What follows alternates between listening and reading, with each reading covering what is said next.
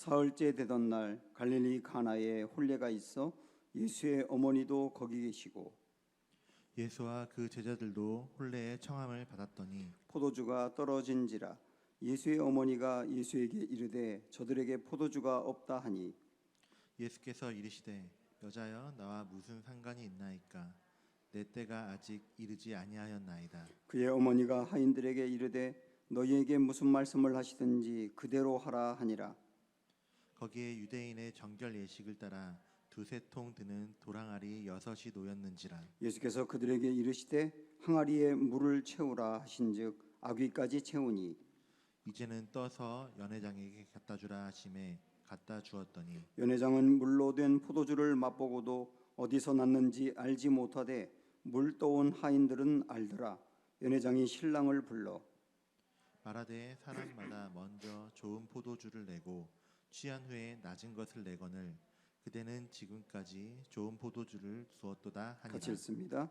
예수께서 이 첫 표적을 갈릴리 가나에서 행하여 그의 영광을 나타내심에 제자들이 그를 믿으니라. 아멘. 가끔 저는 시골 출신이기 때문에 어릴 적에 보았던 결혼식 풍경이 생각납니다. 시골에서 이제 결혼식도 했었는데요. 그때가 되면 온 마을이 다 같이 잔치를 하는 겁니다. 사람들마다 결혼하는 집에 가서 음식을 같이 준비하고 이것저것 함께 거들었어요. 지지고 볶고 맛있는 음식을 준비하다 보니까 온 마을에 음식 냄새로 진동을 했습니다.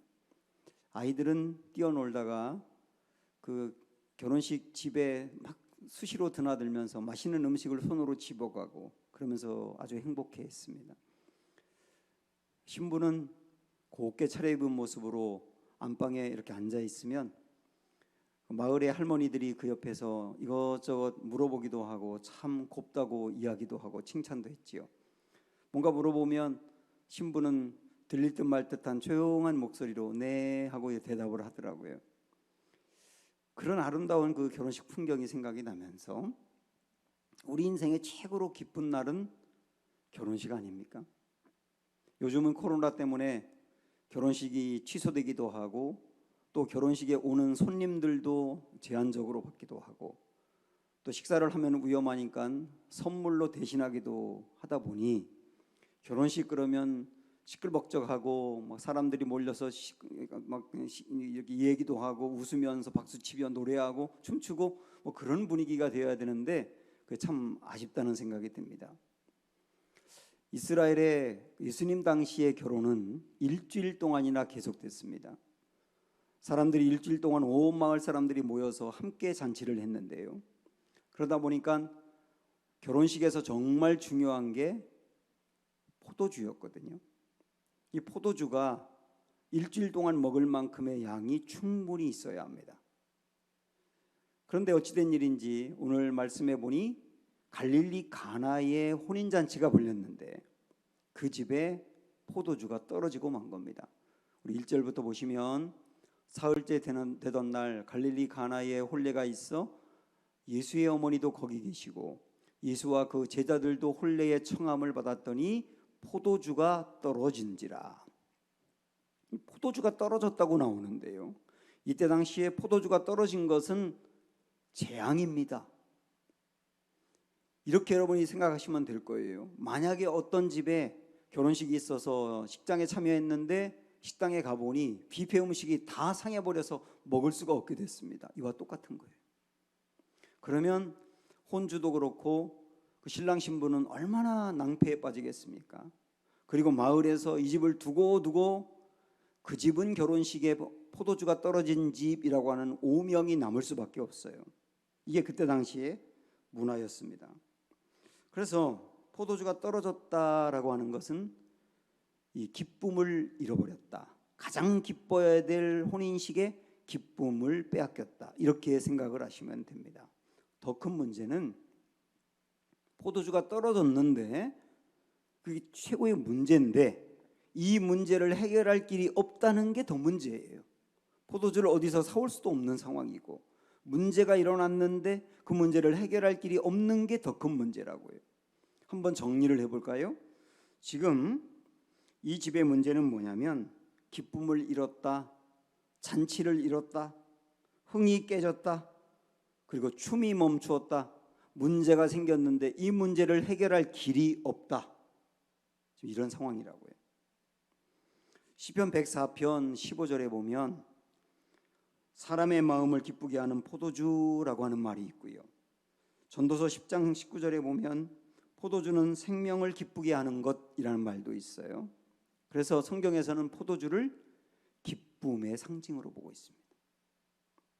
포도주가 넘친다 그 말은 기쁨이 넘친다. 포도주가 없어졌다 그 말은 기쁨이 사라졌다. 이렇게 통한단 말입니다. 우리 인생에도 언젠가부터 포도주가 떨어진 이들이 있습니다. 무슨 일로 인하여 기쁨을 잃었어요. 춤이 사라졌어요. 어떤 문제가 있었는데 그 문제로 인하여 웃음을 잃어버렸어요.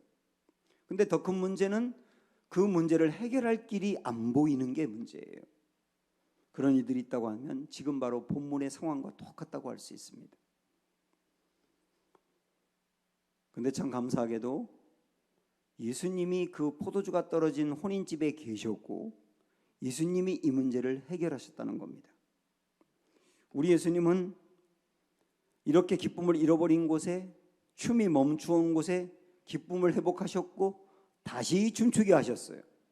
우리 예수님은 지금도 마찬가지입니다. 여러분의 인생에 춤을 잃어버린 이들에게 다시 춤추게 하는 분이 예수님이시고 기쁨이 멈추온 이들에게 다시 기뻐할 수 있도록 길을 열어주시는 분이 예수님이세요.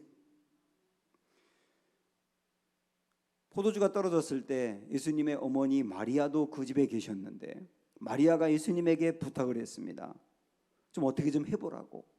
그때 우리 예수님이 거절하시면서 이렇게 말씀하셨거든요. 4절에 보면 예수께서 이르시되 여자여 나와 무슨 상관이 있나이까 내 때가 아직 이르지 아니하였나이다.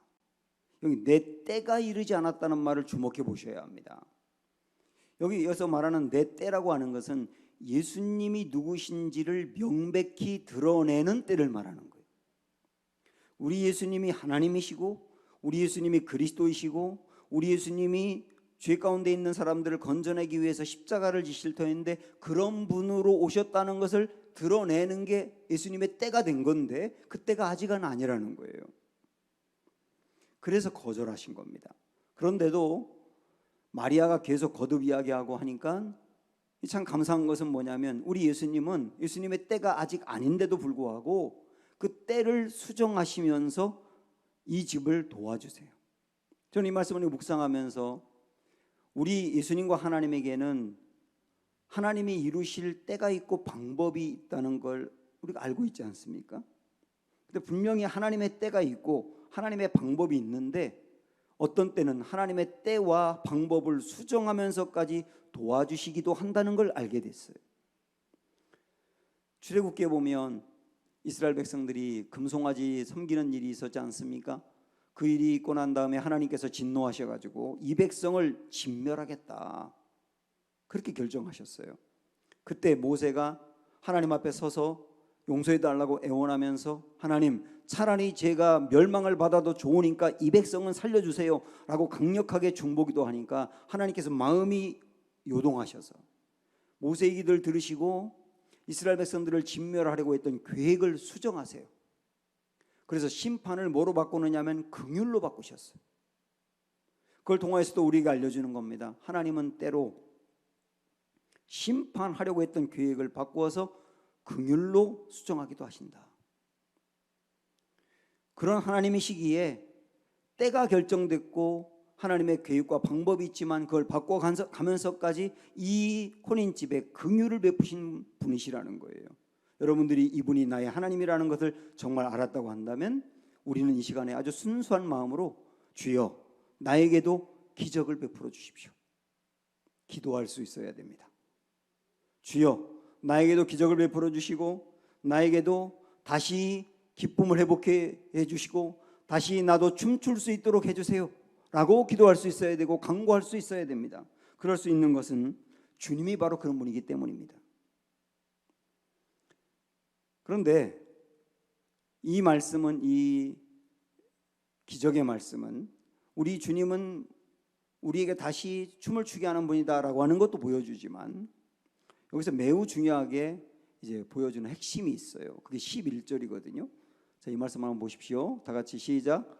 예수께서 이 첫 표적을 갈릴리 가나에서 행하여 그의 영광을 나타내심에 제자들이 그를 믿으니라 그랬습니다. 우리 예수님께서 첫 번째 기적을 나타내셨는데 이것을 이 말씀에서는 표적이라고 표현하고 있습니다. 표적. 기적과 표적은 좀 차이가 나는데요, 기적이라고 하는 것은 놀라운 일 그 자체를 말하는 것이고, 표적은 기적 안에 무슨 중요한 의미가 있다는 게, 그게 바로 표적을 말하는 거예요. 그러니까 여기서 우리 예수님이 이 물을 포도주로 바꾼 이 사건을 통하여 굉장히 중요한 의미가 그 안에 담겨 있다는 겁니다. 그 의미가 뭐냐면 여기 이렇게 나오지 않습니까? 이 표적을 일으킨 다음에 세 번째 줄에 보면 그의 영광을 나타내셨다고 해요. 그의 영광을 나타내셨다는 말이 뭡니까? 예수님이 누구신지 그의 실체와 정체성을 분명히 이 표적을 통하여 보여주셨다는 거예요.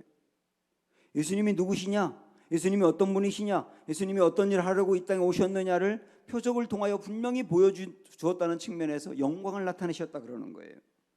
그러면 우리 예수님이 이 표적을 통하여 누구시라고 알려주는 겁니까? 우리 예수님은 기쁨을 회복시켜주는 분, 다시 춤추게 하는 분, 그분이 바로 우리 예수님이라는 걸 보여주는 겁니다. 그런데 이 기쁨을 주기 위해서, 다시 춤추게 하기 위해서 이 땅에 오신 그분이 결국 누구냐면 그리스도이신 거예요. 그리스도. 지금 여기서 우리 예수님은 그의 영광을 나타내셨다, 그가 누구신지를 보여주었다 그랬는데, 요한복음에 보면 7개의 표적 이야기가 나오는데요, 모든 표적은 다 동일하게 예수님이 그리스도이신 것을 나타내요. 그러니까 이 표적도, 물을 포도주로 바꾼 표적도 결국 보여주는 건 뭐냐면 예수님이 그리스도시다. 예수님이 그리스도로서 이 땅에 오셔서 잃어버린 기쁨과 멈춰버린 꿈을 다시 꾸게 하시고 추게 하시는 그런 분이시라는 걸 보여주고 있다고요. 로마서 14장 17절에 보면 하나님의 나라는 먹고 마시는 것이 아니요 오직 성령 안에서 의와 평강과 희락이라 그랬거든요.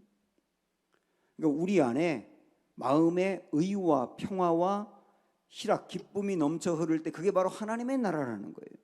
그리고 앞으로 이런 것만 모여 있는 곳이 우리가 나중에 가야 될 하나님의 나라가 된다는 거죠. 바로 우리 예수님은 우리 마음에 희락을 주기 위해서 오신 그리스도세요.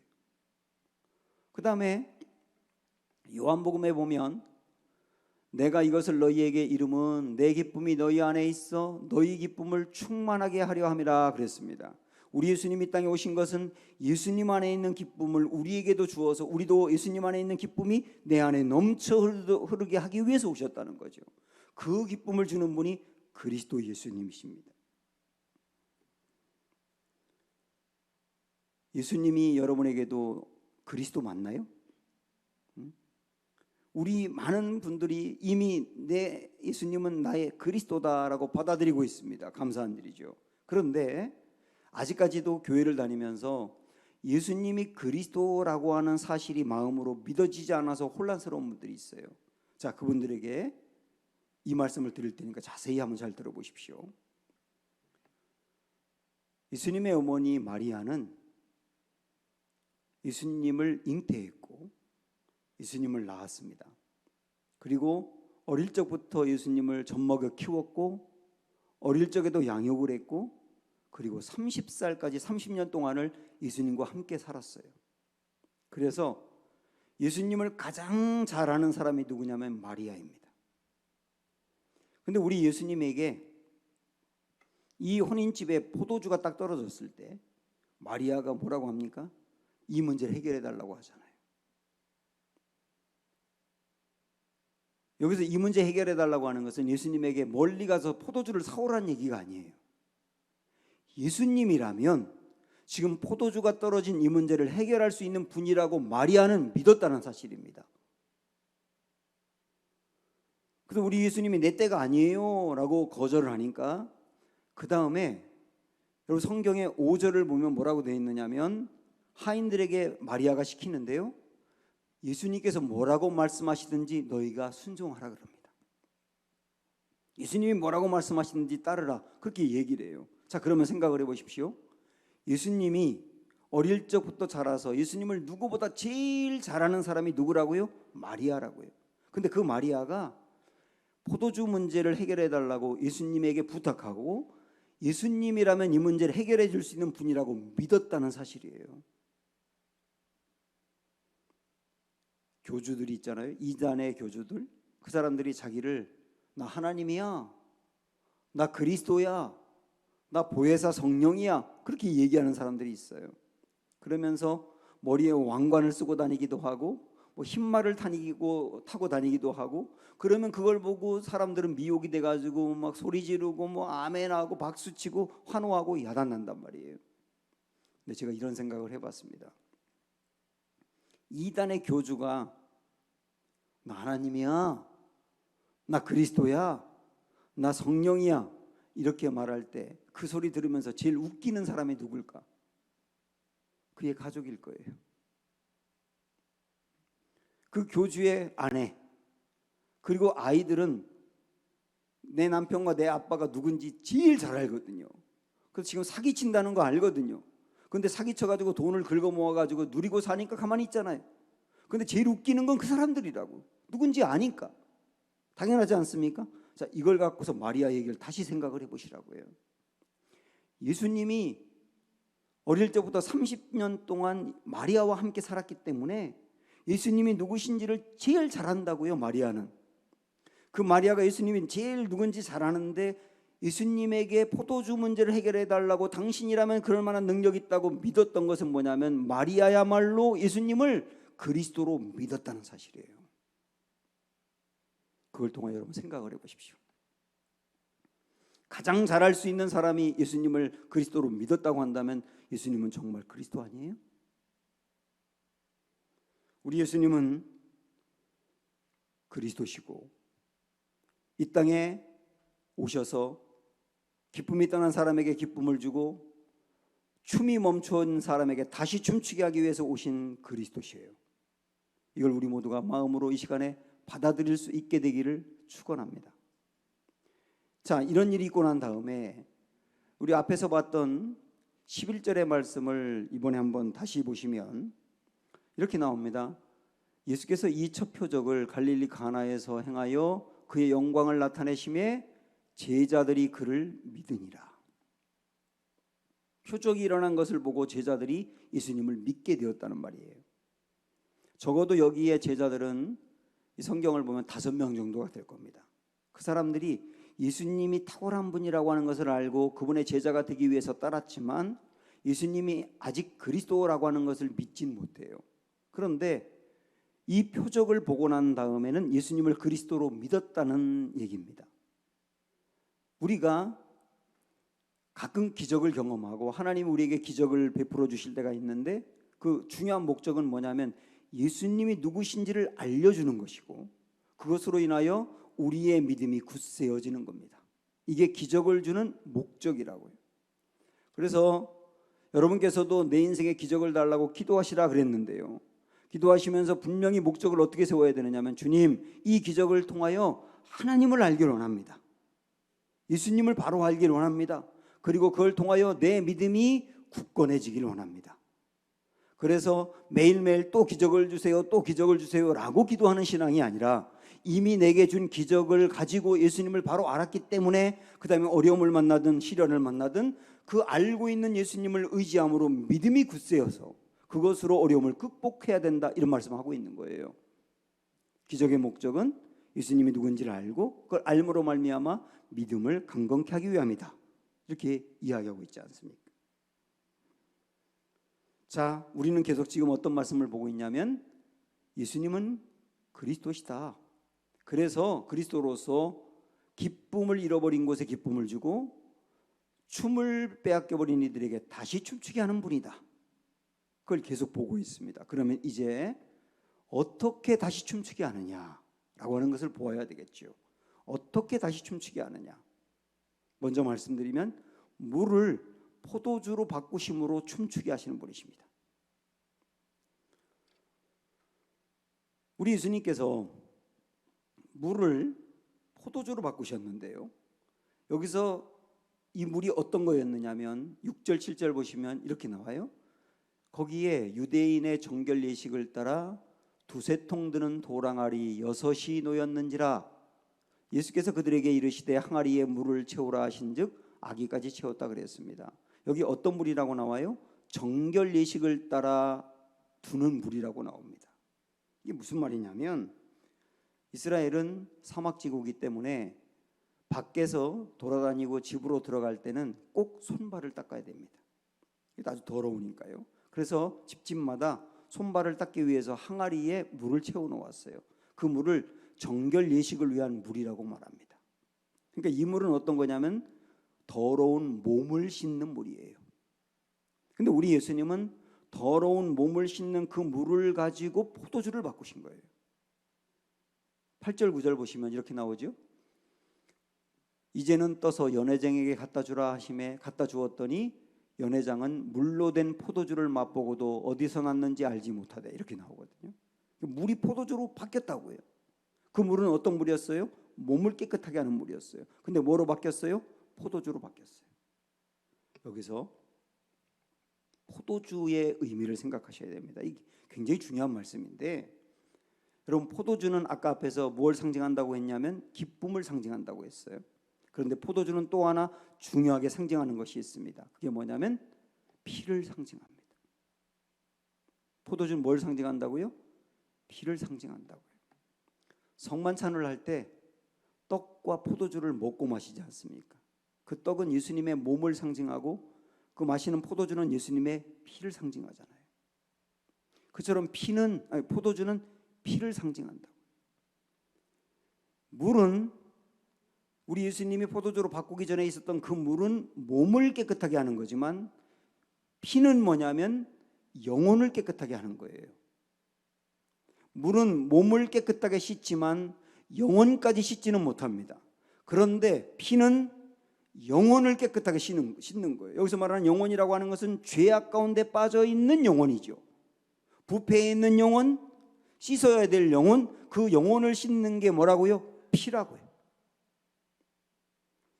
결국 우리 예수님은 물을 포도주로 바꾸는 이 일을 통하여서 단지 놀라운 기적을 행했다 정도가 아니라 우리 예수님은 이 땅에 왜 오셨는가? 왜 오셨는가? 피를 통하여 영혼을 씻기 위해서 오셨다. 이걸 여기서 선포하는 자리인 거예요. 나 앞으로 영혼이 해결해야 될 우리 영혼의 죄, 씻어야 될 영혼의 그 부분을 씻기 위해서 왔다. 어떻게 씻을 거냐? 피를 흘려서 씻을 거다. 그러니까 이 피는 십자가를 의미하는 것이죠. 결국 정리하면 이렇습니다. 사람의 겉을 깨끗게 하는 물을 가지고 사람의 영혼을 깨끗하게 하는 포도주를 만드신 것을 통해서 우리의 인생이 진정한 기쁨을 회복하는 길, 진정으로 다시 춤추게 되는 길은 예수님의 십자가를 통해서 죄사함 받고 구원을 받음으로 가능하다라고 하는 것을 알려준 겁니다. 다시 한번 읽어드릴게요. 이 물을 포도주로 바꾼 이 사건은 어떤 의미냐면 사람의 겉을 깨끗하게 하는 물을 가지고 사람의 영혼을 깨끗하게 하는 포도주로 만든 것은 우리의 인생이 진정한 기쁨을 회복하고 진정으로 다시 춤추게 되는 길은 예수님의 십자가를 통해서 죄사함 받고 구원 얻는 것으로 가능하다는 것을 보여준 거라고요. 이게 물을 포도주로 바꾼 사건의 정말 중요한 내용입니다.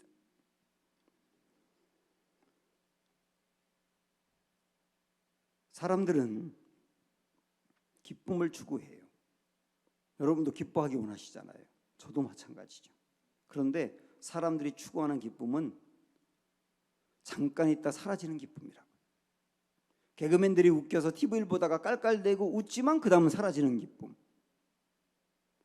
그래서 우리가 뭔가 문제가 해결되면 그 문제 때문에 기쁘지만 또다시 문제가 생겼을 때 사라지는 기쁨. 이게 사람들이 추구하는 기쁨인데 우리 주님이 주려고 하는 기쁨은 그게 아니고 우리 영혼의 죄 문제를 해결하고 내 영혼이 깨끗해졌을 때 얻는 진정한 기쁨이라는 거예요. 그럼 이게 왜 이렇게 중요한지 생각을 해보시면 됩니다. 제가 가끔 왜 그런지 모르지만 꿈속에서 사람을 죽이는 꿈을 꿔요. 가끔 그 꿈을 꾸거든요. 너무 놀래가지고 뭐 갑자기 깨어나기도 하고 그런 적도 있는데, 사람을 죽이는 꿈을 꾸는데 사람을 죽이고 나서 그 다음에 도망을 다녀요. 도망을 다닌다고요. 그러면 잡힐까봐 너무너무 걱정하면서 두려워하며 숨고 그러는데, 그러다가 잠에서 깨고 난 다음에 이렇게 생각이 날 때가 있습니다. 야, 실제 사람을 죽이고 도망 다닌 인생이라면. 그런데 그렇게 엄청난 죄를 저질렀는데 그 죄가 해결되었다면, 그 죄가 해결되었다면 그만한 기쁨이 세상에 어디 있겠는가? 근데 이 죄가 해결이 안 됐다면 무엇을 줘도 진짜 기쁘겠는가? 이 죄가 해결되어야만 진짜 기쁨 아니냐? 이걸 생각하면서 우리 영혼의 죄를 생각하면, 우리 영혼의 죄 문제를 해결하지 않고 그대로 남겨져 있는 상태에서 우리가 얻는 기쁨이라고 하는 것은 대단히 제한적인 것이고, 진정한 기쁨은 이 부분이 해결된 거라는 거예요. 제가 앞에서 아까 혼인집의 이 문제는 포도주가 떨어진 것도 문제인데, 포도주가 떨어진 걸 해결할 수 있는 길이 없는 게 더 큰 문제라고 그러지 않습니까? 우리 영혼이 죄로 물들어 무너져 있는데 이거를 해결할 길이 없는 게 더 큰 문제라고요. 그때 이 문제를 해결하기 위해서, 우리가 해결할 수 없는 영혼의 깨끗해지는 이 문제를 해결하기 위해서 주님이 오셨고, 주님이 십자가에서 이 문제를 해결해 주신 거예요. 그러므로 말미암아 진정한 기쁨을 주신 분이 예수님이시다. 이게 오늘 말씀의 핵심이고, 이게 또 하나의 성탄의 메시지 아닙니까? 그런데 예수님은 물을 포도주로 바꾸는 사건을 통하여 잃어버린 기쁨을 회복해 주셨다. 지금까지 그 말씀 드렸는데요, 그것만이 아닙니다. 물을 포도주로 바꾼 이 사건을 통하여 영혼을 깨끗하게 하는데, 그것은 곧 또 우리의 수치를 해결해 주었다라고 하는 것으로 연결합니다. 포도주가 떨어진 이 집, 아까 제가 서두에서 말씀드렸죠. 혼인식에 포도주가 떨어진 것은 두고두고 이 집의 수치가 된다고. 우리의 영혼을 해결하지 못했을 때 우리는 수치를 느끼게 되는 거예요. 그런데 이 수치를 해결하기 위해서 오신 분이 예수님이고, 예수님이 포도주 같은 피를 통하여 수치를 해결해 주셨다. 이렇게 연결되는 겁니다. 제가 자꾸 이런 말씀을 드리면, 설교를 들으면서 마음이 불편한 분이 있을 거예요. 왜 목사님은 매일 죄 얘기하냐? 내가 죄인인 건 맞지만 그 정도 죄인은 내가 아닌데 왜 이걸 자꾸 해결하라고 말하나? 이게 불편한 분이 있을지 모릅니다. 자, 그런데 한번 잘 들어보십시오. 창세기 3장에 보면 아담과 하와가 선악과를 따먹고 나서 두 가지 감정에 빠집니다. 하나는 두려움, 그리고 또 하나는 수치심에 빠져요. 원래 죄라고 하는 것은 이 두 가지를 줍니다. 죄를 짓고 나면 두려움에 빠져요. 이 죄가 알려지면 어떡하지라고 하는 두려움이 있고, 이것 때문에 형벌을 받으면 어떡하지라고 하는 두려움이 있어요. 또 하나, 죄를 지으면 죄책감이 들면서 수치심을 느낍니다. 그래서 큰 죄를 짓고 나면 교회 와서도 고개를 못 드는 거예요.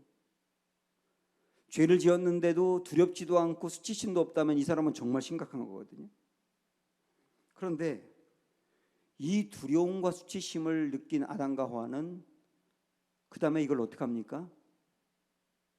무화과나무 잎으로 치마를 만들어서 그 은밀한 부분을 덮으려고 했죠. 그것은 뭐냐면 자기가 지은 죄에 대한 두려움과 수치심을 자기가 덮으려고 했다는 뜻이에요. 그게 무화과나무 잎으로 만든 치마거든요. 그런데 아담과 하와 같은 일들이 지금 우리에게도 있습니다. 내 안에 있는 영혼의 병든 부분, 내 영혼을 씻어야 되는데 그것을 씻으려고 하지 않고 어떻게 하려고 하느냐 하면 덮으려고 해요. 뭐로 덮으려고 하느냐? 열심히 일을 해서 성공해서 성공으로 덮으려고 해요.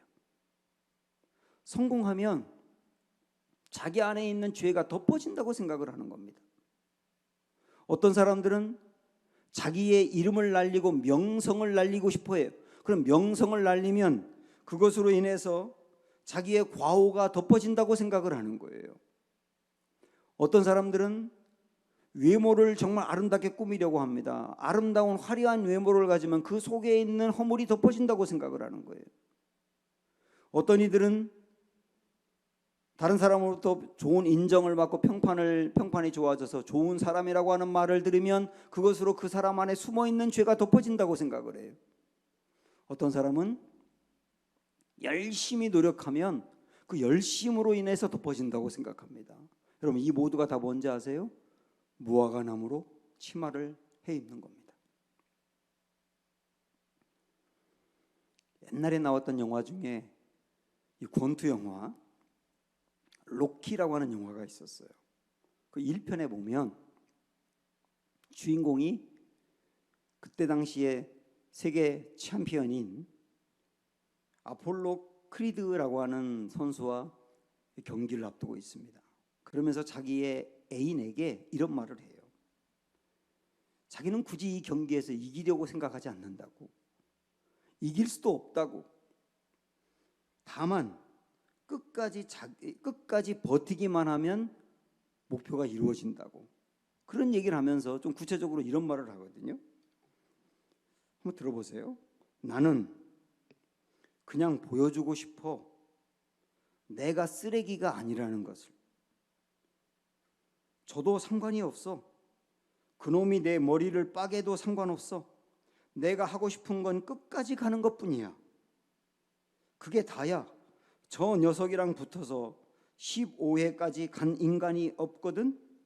그런데 내가 15회까지 가서 공이 울렸을 때도 그때까지 아직 서 있으면 나는 내가 그냥 동네 양아치가 아니라는 것을 알 수 있을 거야. 이게 무슨 말인지 알아요? 평소에 이 사람은 쓰레기, 양아치라고 하는 말을 듣고 살았어요. 자기도 자기를 그렇게 생각했어요. 그런데 쓰레기와 양아치라고 하는 것을 이 사람은 덮고 싶어요. 뭐로 덮고 싶으냐면 15회까지 쓰러지지 않고 버티는 것으로 저 사람 대단한데 그 말을 들으면 자기가 가지고 있는 허물들이 숨겨진다고 생각을 하는 거예요. 여러분, 이 영화는 사람들이 가지고 있는 굉장히 깊은 심리를 이야기하고 있습니다. 한 가지 더, 제가 몇 번에 걸쳐서 여기 들었던 말씀인데 한 번만 다시 말씀드릴게요. 제가 부목사를 할 때 저와 같이 부목사를 했던 그 목사님의 딸이 굉장히 공부를 잘했습니다. 초등학교 때 늘 1등을 했던 친구인데 한번 시험에 망쳐서 성적이 뚝 떨어졌어요. 근데 이 아이가 성적표를 받고 난 다음에 그 등수를 칼로 이렇게 긁어가지고 거기에 자기가 원하는 등수를 써놨어요. 그리고 그걸 아빠 갖다 보여준 거예요. 아빠가 보자마자 이거 조작했다는 걸 금방 알았어요. 이 아이도 자기의 점수와 성적을 조작하고 난 다음에 죄책감과 두려움과 수치심이 있었던 겁니다. 그런데 이것을 어떻게 하는지 아세요? 아빠가 원하는 것은 아빠 나 잘못했어요. 나도 모르게 이것을 조작했어요. 이렇게 말하기를 원했는데 이 아이는 그렇게 말하지 않고 아빠에게 과도하게 헌신을 하는 거예요. 아빠가 시키지도 않았는데 물을 떠다가 아빠 물 마셔요 하고 주고 아빠의 등을 안마해주고 그러면서 아주 과도하게 아빠에게 충성하더라는 거예요. 이 아이는 자기가 잘못한 죄와 허물을 충성이라는 것으로 덮고 싶은 거예요. 충성을 하면 그 죄가 덮어진다고 생각하는 거예요. 그런데 아빠의 마음은 찢어질 듯이 아팠다는 거예요. 아빠가 원하는 것은 그게 아닌데. 저는 이 목사님으로부터 그 이야기를 듣고 난 다음에 이게 아이들도 그러니 어른은 얼마나 더 하겠느냐. 사람들은 자기가 지은 죄와 허물과 문제가 있는데 그런 것을 다른 것으로 덮으려고 하는 거예요. 그런데 절대로 덮어지지 않는 거예요. 무화과나무 잎으로 만든 치마가 자꾸 이렇게 말아 올라가는 거예요. 자꾸 말아 올라가면 그것으로 허물을 덮을 수 없었던 것처럼 이런 방법으로 자기가 스스로 자기의 허물을 덮을 수 없다는 걸 말하고 있지 않습니까? 자기의 죄는 영원히 병들어 있는 부분은 덮어지는 게 아닙니다. 씻어야 되는 겁니다. 자기 스스로 덮을 수 있는 게 아니라 외부에서 씻어 주어야 하는 거예요. 이게 창세기부터 요한계시록까지 흘러가는 성경의 굉장히 중요한 말씀이에요.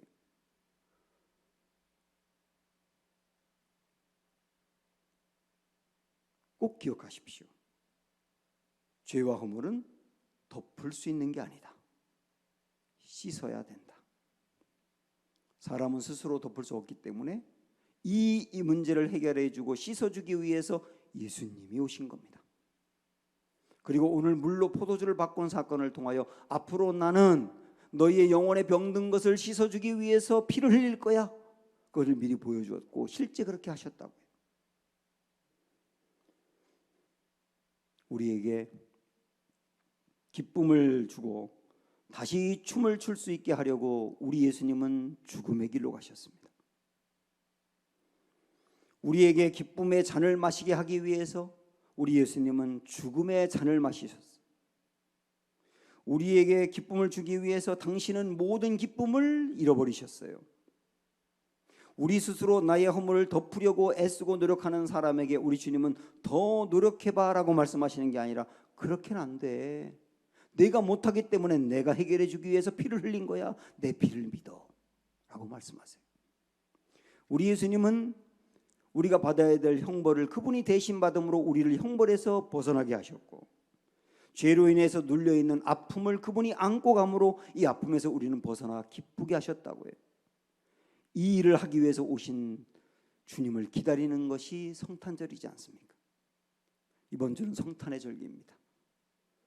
우리에게 잃어버린 기쁨을 회복해주고 다시 춤추게 하기 위해서 이 땅에 오신 예수님을 사랑하는 여러분도 믿으시기 바라고 그 예수님을 마음으로 받아들이심으로 말미암아 다시 춤추며 회복하여 일어날 수 있는 은혜가 있기를 주님의 이름으로 축원합니다.